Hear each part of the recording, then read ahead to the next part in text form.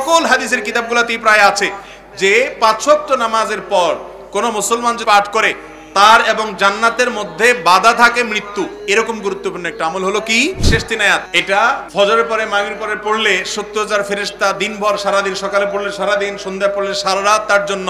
এরপরে প্রশ্ন হলো সূরা হাশরের শেষ 3 আয়াত ফজরের নামাজের পর পড়ার কি ফজিলত আছে।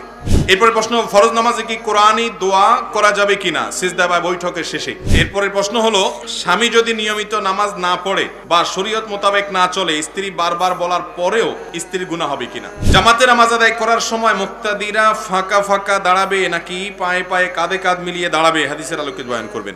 নামাজের রুকু সিজদা কম বেশি হয়ে গেলে পাশের লোক কি ভাববে এই ভেবে সিজদা সাহু না করলে আল্লাহর চেয়ে মানুষকে বেশি প্রাধান্য দেওয়ার কারণে শিরক হবে কিনা। একাকী নামাজ পড়লে কি নামাজ হবে কিনা। এরপরে প্রশ্ন হলো ছুটে যাওয়া নামাজের রাকাতগুলো নিজে আদায় করার সময় সূরা মেলাতে হবে কিনা। খুব দরকারি এবং গুরুত্বপূর্ণ একটি প্রশ্ন, অনেকেই এই প্রশ্ন করে থাকেন। প্রায় আপনার ইমামের পেছনে সালাত আদায় করতে গিয়ে যদি 2 রাকাত 3 রাকাত ছুটে যায়, ধরুন 4 রাকাত ওয়ালা নামাজের আপনি শেষের 1 রাকাত পেয়েছেন, আপনার 3 রাকাত ছুটে গেছে। এখন এই রাকাতগুলো আপনি কিভাবে আদায় করবেন। এখানে 2টা দিক আছে, একটা হলো কেরাত পাঠ, আরেকটা হলো বৈঠক। এই বৈঠক এবং সূরা ফাতিহার সাথে অন্য সূরা মিলানো, এগুলো আপনি কিভাবে করবেন। সূরা ফাতিহার সাথে অন্য সূরা মিলাবেন কি মিলাবেন না, এবং বৈঠক কোন হিসাবে করবেন, এটার উত্তরে আমরা বলবো বৈঠকের বিষয়টা খুবই সহজ। আপনি যদি শেষের রাকাত পান 4 রাকাতওয়ালা নামাজের, তাহলে আপনি নিজে যখন ইমাম সালাম ফেরানোর পরে সালাম ফেরানো ছাড়া আপনি দাঁড়ায় যাবেন, দাঁড়ায় গিয়ে আপনি যখন সালাত শুরু করবেন আপনার প্রথম রাকাতে আবার বৈঠক করবেন। ইমামের সাথে তো বৈঠক করছেনই, এরপরে দাঁড়ায় যখন আপনার 3 রাকাত ছুটছে, ওই 3 রাকাত পড়া শুরু করেছেন, ওই 3 রাকাতের প্রথম রাকাতে আপনার আবার বৈঠক করবেন। তাহলে পরপর 2টা বৈঠক হবে, হোক, কোনো অসুবিধা নেই। কারণ আপনার এই প্রথম রাকাতটা মূলত আপনার জন্য দ্বিতীয় রাকাত, কারণ 1 রাকাত ইমামের সাথে পেয়েছেন আর একটা একা একা পড়ছেন, তাহলে এটা কত নম্বর রাকাত হলো, দ্বিতীয় রাকাতে বৈঠক করতে হয়, সেই হিসাবে আপনি এখানে বৈঠক করবেন। তাতে 2 বৈঠক হোক সমস্যা নেই। প্রথম বৈঠকটা হলো ইমামের অনুকরণ করতে গিয়ে ইমাম যেহেতু বসছে আপনি দাঁড়াতে পারেন না, সেজন্য বাধ্য হয়ে বসেছেন, এটা হলো আপনার মূল বৈঠক, যেটা আপনি একাকে আদায় করছেন। তাহলে বৈঠক কোথায় করবেন বুঝতে পেরেছেন তো। আর বাকি তৃতীয় রাকাতে, অর্থাৎ 1 রাকাত ইমামের সাথে পেলেন, নিজে একাকে 1 রাকাত পড়লেন, নিজে একাকি পরবর্তী রাকাতে আপনি তো বৈঠক করবেন না, কারণ এটা 3 নম্বর রাকাত। আর শেষের রাকাতে বৈঠক করতেই হবে, কারণ সেটা 4র্থ রাকাত। মাগরিবের নামাজ যদি হয় তাহলে এমনও হতে পারে যে 3 রাকাতে বৈঠক হতে পারে কি পারে না। কেউ যদি মাগরিবের শেষের রাকাত পায় তাহলে ইমামের সাথে বৈঠক তো করতেই হবে, তার 2 রাকাত ছুটছে, তাহলে সেই 2 রাকাতের প্রথম রাকাতে আবার বৈঠক করা লাগবে কি লাগবে না। কেন লাগবে, কারণ সিরিয়ালে এটা কত, দ্বিতীয়, তা দ্বিতীয় হওয়ার কারণে বৈঠক করতে হবে। তাহলে একবার ইমামের সাথে বৈঠক করছে, ওইটাতে বৈঠক করার কথা ছিল না প্রথম রাকাত, কিন্তু যেহেতু ইমামের সাথে ছিল এই জন্য বৈঠক করতে হয়েছে। আবার নিজের প্রথম রাকাতে বৈঠক করেছে কারণ সিরিয়ালে দ্বিতীয়, আর শেষের রাকাত আর রাকাত আছে একটা ইমামের সাথে পাইছে, একটা নিজে নিজে বৈঠক করছে, আর একটা রাকাত আছে 3 রাকাত, তাহলে 3 নম্বর রাকাতে বসতেই হবে। তাহলে মাগরিবের 3 রাকাতে বৈঠক হতে পারে, এমনও সিস্টেম হতে পারে। তাহলে বৈঠকের বিষয়টা ক্লিয়ার, ঠিক আছে। এবার আসেন সূরা মিলানো। সূরা মিলানোর জন্য ওলামা একরাম এবং ফোকাহ একরামের 2টি মত আছে। অনেক ওলামা একরাম বলেছেন ইমামের সাথে যে নামাজগুলো ছুটে গেছে, 3 রাকাত 2 রাকাত যেগুলো ছুটে গেছে পায় নাই, সেই নামাজগুলো যখন মুক্তাদি পরবর্তীতে ইমাম সালাম ফেরানোর পর তিনি দাঁড়িয়ে একা একা আদায় করবেন, এগুলো তার সালাতের শেষ অংশ। অনেক ওলামা একরাম ফোকাহ একরাম বলেছেন শেষের রাকাত। ইমামের সাথে যেগুলো পাইছে সেগুলো প্রথম দিককার রাকাত, আর যেগুলো ছুটে গেছে সেগুলোকে শেষের রাকাত গণ্য করেছেন। যারা শেষের রাকাত গণ্য করেছেন সেই মত অনুযায়ী সূরা মিলাবেন না। কিন্তু এই মতের চাইতে অধিকতর অগ্রগণ্য মত এবং সতর্কতাপূর্ণ মত হলো যে যেই রাকাতগুলো ছুটে গেছে সেগুলোকে মুক্তাদি যখন একাকী আদায় করবেন সেগুলোকে শুরুর দিককার রাকাত ধরবেন, আর যখন শুরুর দিককার রাকাত ধরবেন তখন সূরা ফাতিহার সাথে অন্য সূরা মিলাবেন। বুঝাতে পেরেছি? এবার আসেন আমরা এক্সাম্পলে যাই। 4 রাকাতওয়ালা নামাজ শেষে 1 রাকাত পাইছেন ইমামের সাথে, ইমাম সালাম ফিরে ফেলেছে, আপনি সালাম ফেরাবেন না, ইমামের সালাম দোনো দিকে ফেরানো হয়ে গেছে, তারপর আপনি দাঁড়িয়ে আপনার ছুটে যাওয়া সালাত আদায় করবেন। ছুটে যাওয়া সালাত যখন আদায় করছেন আপনার প্রথম রাকাতে সূরা ফাতিহাও পড়বেন, সাথে সূরাও মিলাবেন। কেমন যেন আপনি সালাতের প্রথম অংশের রাকাতগুলো ছুটে গেছে ইমাম সাহেবের সাথে, সেগুলো আদায় করতেছেন। একইভাবে আবার দ্বিতীয় রাকাতেও সূরা ফাতিহার সাথে সূরা মিলাবেন। আপনার তৃতীয় রাকাতে আর সূরা ফাতিহার সাথে সূরা মিলাবেন না, কারণ 2 রাকাত তো সূরা মিলানো হয়েই গেছে, এটা তো 3 নম্বর রাকাত সিরিয়ালে, সেখানে তো সূরা মিলানো নাই। কথা কি বুঝাতে পারছি? এবার আসুন 4 রাকাত ওয়ালাটা আপনারা বলেন দেখি। 4 রাকাত ওয়ালা নামাজের 2 রাকাত ছুটে গেছে, আর 2 রাকাত পাইছে, তাহলে ইমামের সালাম ফেরানোর পর দাঁড়ায় যখন 2 রাকাত পড়বে, সেই 2 রাকাতে সূরা ফাতিহার সাথে সূরা মিলাবে না মিলাবে না? কেন মিলাবে? কারণ কেরাতওয়ালা 2 রাকাত তার ছুটে গেছে, সূরা ফাতিহার সাথে সূরা মিলানো 2 রাকাত তার ছুটে গেছে। তাছাড়া ওই 2 রাকাত তার নামাজের যেগুলো সে পরে আদায় করতেছে, এটা নামাজের প্রথম অংশ ধরা হচ্ছে, যার কারণে সাথে সূরা মিলাবে। যদিও ফকর আকরামের আরেকটা মতো আছে, কিন্তু এই মতটা অধিকতর সতর্কতাপূর্ণ। কথা কি বুঝতে পারছেন? তাহলে এই নিয়মে ছুটে যাওয়া রাকাতগুলো আপনি আদায় করবেন, ইনশাআল্লাহ বিইذনিল্লাহ সালাত হয়ে যাবে। জামাতে নামাজ আদায় করার সময় মুক্তাদিরা ফাঁকা ফাঁকা দাঁড়াবে নাকি পায়ে পায়ে কাঁধে কাঁধ মিলিয়ে দাঁড়াবে, হাদিসের আলোকে বয়ান করবেন।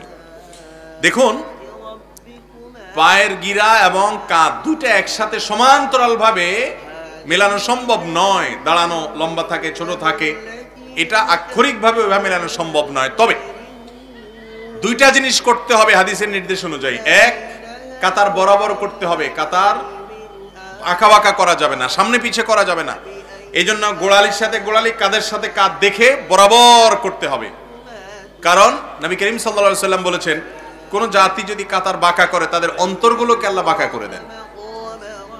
তাদের মধ্যে ইখতিলাফ, মনোমালিন্য তৈরি হয়, মতপার্থক্য তৈরি হয়, মিল থাকে না।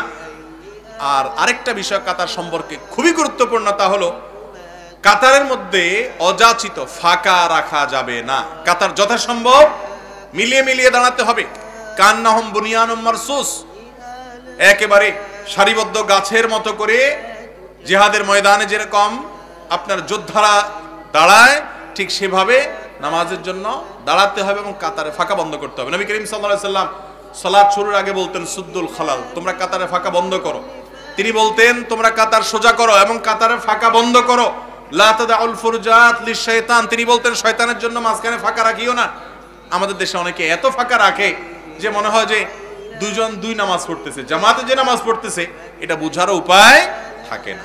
অনেকে আছে আবার যে কাছে কেউ মিশে দাঁড়াতে চাইলে তিনি বলে, ভাই গায়ের দিকে আসছেন কেন, একটু দূরে দাঁড়ান। আছে না এরকম বলে? বুখারীর হাদিস, নবী করিম সাল্লাল্লাহু আলাইহি ওয়াসাল্লাম বলেছেন, তোমাদের মধ্যে সবচেয়ে উত্তম মানুষ হলো আলিয়ানুকুম মানাকে ফিস সালাহ, যে ব্যক্তি তার পাশের লোকের সাথে কাঁধটাকে নরম করে দেয়। নরম তার মানে পাশের লোককে তার পাশে দাঁড়াইতে দেয়। এই জন্য ভাইরা আমার, কাতারের মধ্যে ফাঁকা রাখা কোনো ভালো কিছু না। অতএব 2টা জিনিস কাতারের ক্ষেত্রে লক্ষ্য রাখতে হবে। এক হলো সোজা করা, আর দ্বিতীয় হলো ফাঁকাগুলো যথাসম্ভব পুরা করা এবং বন্ধ করা। চেষ্টা করবো তো ইনশাআল্লাহ। করোনা এসে আমাদের সরাই দিছে, তো গেছে তো করোনা, কপাল পোড়া। এখন আমরা অন্তত মিলে যাই। জি ভাই, এরপরে প্রশ্ন হলো, বাঁশরীয়া হিলফুল ফুজুল যুব সংঘ এর যুবকরা অনেক ভালো কাজ করে, এক্ষেত্রে তাদের আমরা সাপোর্ট করি, কিন্তু বেশিরভাগ স্বেচ্ছাসেবক নামাজ পড়েন না। তাদের নসিহতমূলক কিছু কথা বলুন। তারা আপনাকে অন্তর থেকে শ্রদ্ধা করে এবং আল্লাহর জন্য ভালোবাসে।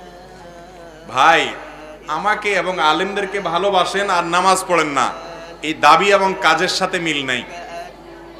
কারণ আলেমদেরকে ভালোবাসলে নামাজ পড়ার কথা। আলেমরা কি নামাজের কথা বলেন নাকি বলেন না? নামাজটা ফরজ এবং জীবন গেলেও নামাজ ছাড়তে পারে না ইমানদার, এটা একটু আগে আলোচনাতেও আমি বললাম। তাহলে সেক্ষেত্রে ইমানদার হয়ে আপনি কোনো আলেমের ভক্ত দাবি করবেন আবার নামাজ পড়বেন না, এটা মুনাফিকি এবং দ্বিচারিতা, এটা কোনো সত্য দাবি হতে পারে। ভাইরা আমার, যারা এই হিলফুল ফুজুল যুব সংঘের সাথে জড়িত আছেন, আপনারা অনেক ভালো কাজ করেন, আমি জানি। আপনাদের সেই ভালো কাজকে আমি অ্যাপ্রিসিয়েট করি, উৎসাহ দিয়ে আরো করবেন। কিন্তু মনে রাখবেন, মুসলমানের সন্তানের জন্য নামাজের চাইতে বড় কোনো ভালো কাজ আল্লাহর জমিনে আরেকটা। আপনি বলবেন এটা কেমন ভালো কাজ? নামাজ তো কারোর উপকার হয় না, ভালো কাজ কেমনে? সব ভালোর মর্ম আমরা হয়তো উপলব্ধি করতে পারি না, কিন্তু একজন মানুষ যখন নিয়মিত নামাজি হয় তখন সমাজের ভালো মানুষ তৈরি হয়। কারণ নামাজি ব্যক্তি খারাপ হয় না সাধারণত। আপনি বলবেন অনেকে নামাজ পড়ে ঘুষ খায়, সুদ খায়, কিন্তু নামাজ পড়ে অনেক দাগি দাগি অপরাধ আছে, সেগুলো মানুষ করে না। যেমন মাদক সেবী, যত মাদক আসক্ত আছে এরা কি নামাজ পড়ে? নামাজি ব্যক্তি মাদক আসক্ত হয় কোনোদিন?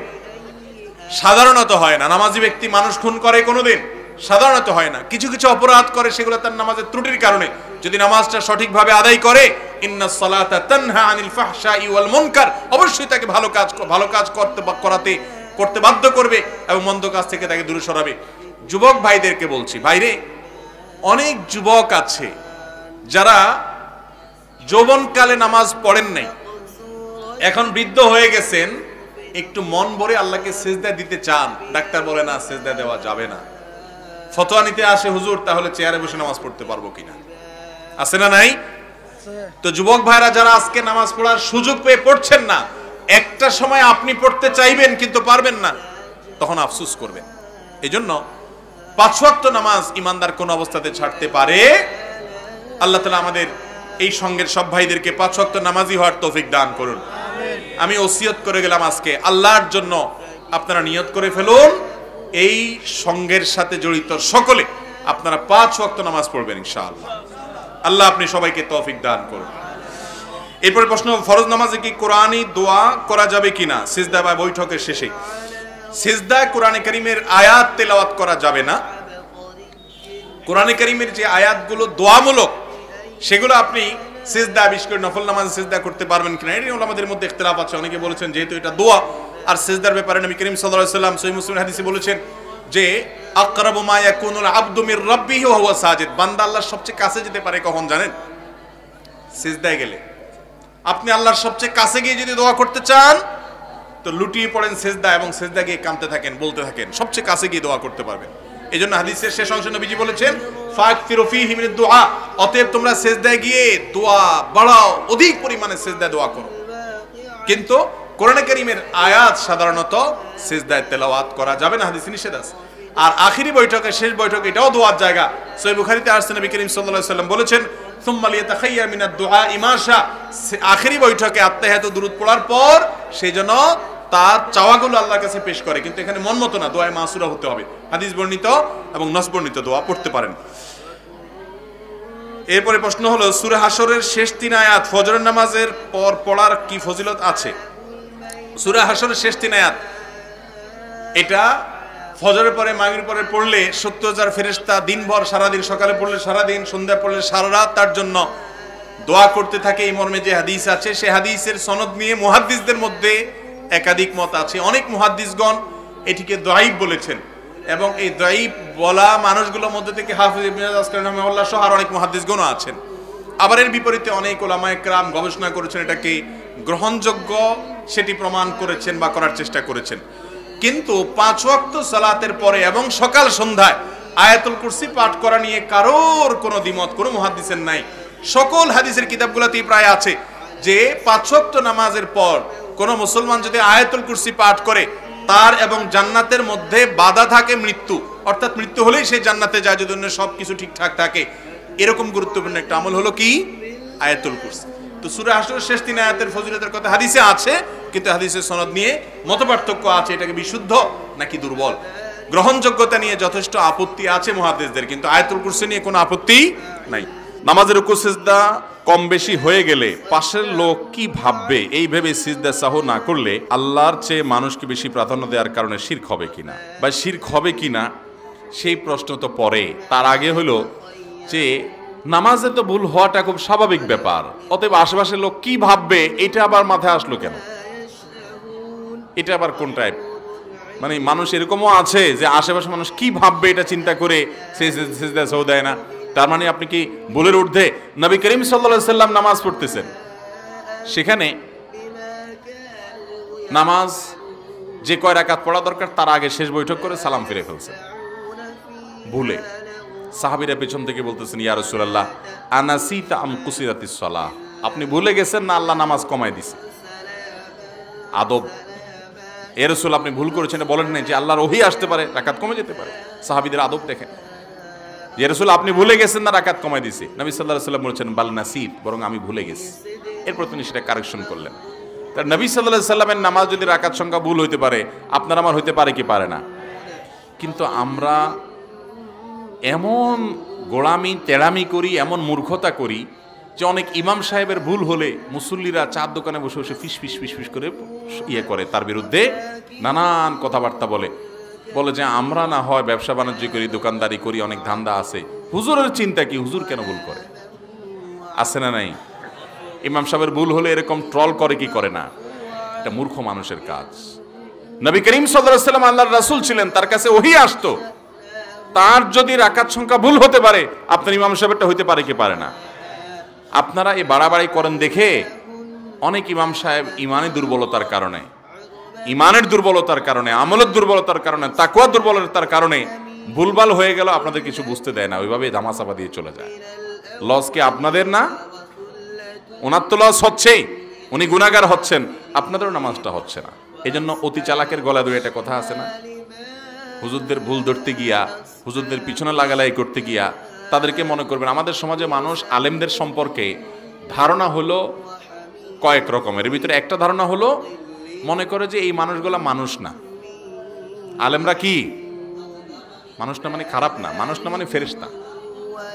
আশা করে কি ওনারা কি, আরে হুজুর মানুষ, উনি আবার বিয়ে শাদী করলো, ওনা আমার বাচ্চা কাচ্চা হইলো, এটা কোনো কথা? উনি আবার দোকানদারি শুরু করছে, আস্তাগফিরুল্লাহ। হুজুর আবার ধান্দা ব্যবসা বাণিজ্য শুরু করছে। হুজুরদের আরো ব্যবসা বেশি করে করা উচিত। আমি নিজে ব্যবসা বাণিজ্য শুরু করেছি, আরো একাধিক ব্যবসা শুরু করবো ইনশাআল্লাহ, যাতে করে মসজিদ থেকে, মাদ্রাসা থেকে টাকা নেওয়া না লাগে। বুক ফুলায় যাতে হক কথা বলা যায়, পিছুটান যেন না থাকে। ওটা নাজায়েজ না নেওয়া, কিন্তু না নিয়ে করতে পারলে সেটা অবশ্যই ভালো, কোনো সন্দেহ আছে? এই জন্য উলামা ইকরামকে তাদের ভুল ত্রুটি হলে বেশি কপচাইতে যাবেন না। অনেক ছোট লোক আছে, ছোট লোক মুসল্লি আছে যে হুজুরের ভুল হয়েছে এটা নিয়ে ফিসফিস করে। ভাই, প্রায় দিন ভুল হতে পারে, কোনো অস্বাভাবিক কিছু না। ভুল হওয়ার কারণে নামাজের কোনো অসুবিধা হবে? কোনো অসুবিধা হবে না। তাহলে আপনার সমস্যাটা কোথায়? একবার মক্কাতে মসজিদুল হারামে আমি সালাত আদায় করতেছি, আমার মনে আছে কোন একজন ইমাম সালাত আদায় করছেন, মসজিদুল হারামের ইমাম। কেরাতে এক জায়গা ভুল হয়ে গেছে ওনার, তো ওনার ওই ভুলটা পেছন থেকে তো অন্য ইমামরা থাকেন, ওনারা লোকমা দিয়েছেন, যে সেই লোকমাটা উনি ধরতে পারতেছেন না। একবারের জায়গায় দুইবার, তিনবার, কয়েকবার এভাবে দিচ্ছেন। তো কয়েকবার এভাবে দেওয়ার পর তারপরে যায় তিনি শেষে ধরতে পেরেছেন, কিন্তু চেষ্টা করেছেন ওই আয়াতটা যেহেতু অপূর্ণাঙ্গ জায়গায় দাঁড়িয়ে আছেন, এটা শেষ করার জন্য তিনি লোকমার ওই জায়গাটা ধরার জন্য 3বার 4বার চেষ্টা করেছেন। এই যে কয়েকবার চেষ্টা করছে, আমাদের দেশে হলে মক্কার প্রতিটা হোটেলের রাস্তাঘাটে অলিতে গলিতে বলতে, এটা কোনো ইমাম হইলো? এই বেটা মসজিদে হারামের ইমাম হলো কেমনে? আবার শুরু করতে কিনা বাঙালি তার গোষ্ঠী উদ্ধার করা। আমরা গোষ্ঠী উদ্ধার করাটা খুব ভালো পারি। আল্লাহ তাআলা আমাদেরকে ভালো মানুষ হওয়ার তৌফিক দান করুন। নিজের ভুল বেশি বেশি দেখবেন, আরো জন্য ভুল দেখতে যাবেন। নামাজের মধ্যে ভুল হয়ে গেছে, এটার কারণে নামাজের সওয়াব চুল পরিমাণ কম হবে না, তাহলে আপনার টেনশনটা কোথায়? অতএব ইমাম সাহেবদের পিছনে সমালোচনা করবেন। হাফেজ সাহেবরা আমার মসজিদে, আমরা যেখানে জুমা পড়াই, আমার একবার সভাপতি সাহেব বললেন, হুজুর, সভাপতি সাহেব উনি জেনারেল শিক্ষিত মানুষ হলে প্রচুর কোরআন হাদিস সম্পর্কে ওনার ধারণা আছে, কোরআনের বেশিরভাগ জায়গা থেকে ওনার কম বেশি মুখস্থ আছে, কোরআনের সাথে উনি সময় কাটান। উনি বলে, হুজুর আমি তো আধা হাফেজ, আমি বুঝতে পারি আমাদের হাফেজ সাহেবরা ফাঁকি ঝুঁকি দিয়ে যাচ্ছে, কিন্তু এদের ধরতে পারতেছে না, খুব চালাক, কি করা যায়? তাই বললাম, কাহিনী কি বলেন? তো বলো যে কাহিনী হলো, হুজুর এরা একটা ভুল করে আরেকটা লোকমা দেয় না, আরেকটা ভুল করে এটাও লোকমা দেয় না, তো এটা আমি ধরতে পারছি জিনিসটা। আমি আবার পরে হাফেজদেরকে বললাম যে আমি একদিন সালাত আদায় করলাম, পিছনে করে বললাম, এই আজকে তো অমুক পৃষ্ঠায় তুমি গড়বড় করছিলা মনে হইলো, কিরে ভাই তুমি ভুল দাও না, লোকমা দাও নাই কেন, তুমি কি টের পাও নাই? তো বলতেছে না, ওইটা আমি আবার আমি যখন তেলাওয়াত করবো তখন টেনে দিব, আবার আমার যখন ভুল হবে উনি টেনে দিবে। মাই তোরা হাজি বগয়ম তুমোরা হাজি বগ, ফার্সিতে একটা কবিতা আছে, আমি তোমার হাজি সাহেব বলবো, তুমি আমার হাজি সাহেব বলবা, কাটাকাটি। তাই আমি বললাম, এই সিস্টেম কেন? এই সিস্টেম করেন, দরকারটা কি? লোকমা দিলে সমস্যা কি? শরীয়তে তো ভুল হলে লোকমা দেওয়ার বিধান রেখেছে, তো লোকমা দিলে সমস্যা কি? এই ধানাপানের দরকারটা কি? তো বলতেছে যে হুজুর লোকমা দিলে মুসল্লিরা বলে যে হাফেজ সাহেব ভালো না, পরবর্তী বছর আর তারাবির চাকরি পাওয়া যাবে না। তো আমি তখন চিন্তা করলাম, ঠিকই তো, যদিও তাদের পদ্ধতি গলত, কিন্তু আমরা মুসল্লিদের কারণে হুজুররা এই সমস্ত দানায় পানায় করতে অনেক সময় বাধ্য হয়। তো মুসল্লি যখন বেশি চালাক হয় তখন তার গলায় দড়ি পড়ে। আপনি হাফেজ সাহেবদের ভুল হলে বলবেন, হ্যাঁ কেমন হাফেজ সাহেব? আরে ভাই, যত বড় হাফেজ হোক তার ভুল হতে পারে কি পারে না? ভুল একবার না বারবার হয়েছে, তাতেও কোনো সমস্যা নাই, নামাজের কোনো অসুবিধা হবে না। এই জন্য বেশি চালাকি করতে যাবেন না। ওলামা একরামের ভুলকে ভুল হিসাবে দেখবেন, সমালোচনা করবেন না, সাবধান। অতএব নামাজের রুকু সিজদা ভুল হলে পাশে লোকে কি ভাববে এটা চিন্তা করে কেউ যদি সিজদা সাহু ওয়াজিব হয়েছে সেখানে সিজদা সাহু দেয় নাই, আর যদি ফরজ ছুটে তাহলে তো আর রুকুই দেন নাই, সিজদাই কম দিছেন, তাহলে তো আপনার সিজদা সাহুতে কোলাবে না। তো এরকম ক্ষেত্রে মানুষ কি বলবে সেই চিন্তা করা এটা অবশ্যই তাওহীদের পরিপন্থী। এটা কোনো ভালো ইমানদার মুসল্লি এবং তাওহীদে বিশ্বাসী মানুষের কাজ হতে পারে না। সে আল্লাহকে শুধু ভয় করে। একাকী নামাজ পড়লে কি নামাজ হবে কিনা? একাকী যদি কোনো পুরুষ প্রাপ্তবয়স্ক মানুষ নামাজ পড়ে তাহলে ওয়াক্তের ফরজ আদায় হয়ে যাবে, কিন্তু সে গুনাহগার হবে বিনা কারণে ঠুনকো অজুহাতে যদি সে একাকী নামাজ পড়ে। জামাতে নামাজ পড়া ওয়াজিব বিশুদ্ধ মত অনুযায়ী।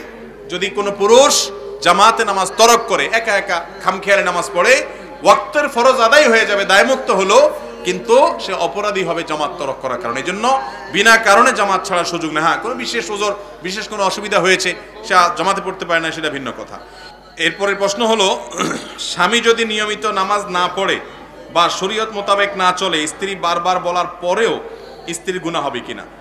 স্ত্রীর তো গুনাহ হবে না, তিনি যদি তার দায়িত্ব আদায় করে থাকেন, বারবার বলেন। অনেক কপাল পড়া স্বামী আছে, দিনদার স্ত্রী পাওয়ার পরেও কদর করে না, আছে না? এরকম অনেক নাফরমান আছে, অনেক কপাল পড়া আছে যে তার স্ত্রী পাইছে দিনদার নামাজি। কত বড় সম্পদ! কত মানুষ একজন দিনদার স্ত্রী চায়, পায় না। আর কত কপাল পোড়া আছে দিনদার স্ত্রী পাইয়াও তার কদর করে না। কোন স্ত্রী তার স্বামীকে যদি নামাজি বানাতে না পারেন, তিনি আল্লাহর কাছে দায়ী থাকবেন না, তিনি যদি তার দায়িত্ব আদায় করে থাকেন। তবে আমি একটা কথা বলি, স্বামী স্ত্রীর সম্পর্কটা এত মধুর, ভালোবাসা দিয়ে একজন অন্যজনকে আসলে অনেক কিছু আদায় করতে পারে। অতএব স্ত্রী হোক আর স্বামী হোক, ভালোবাসা দিয়ে পরস্পর পরস্পর থেকে আদায় করার চেষ্টা করা উচিত। যদি না পারেন, গুনাহ হবে না ইনশাআল্লাহ।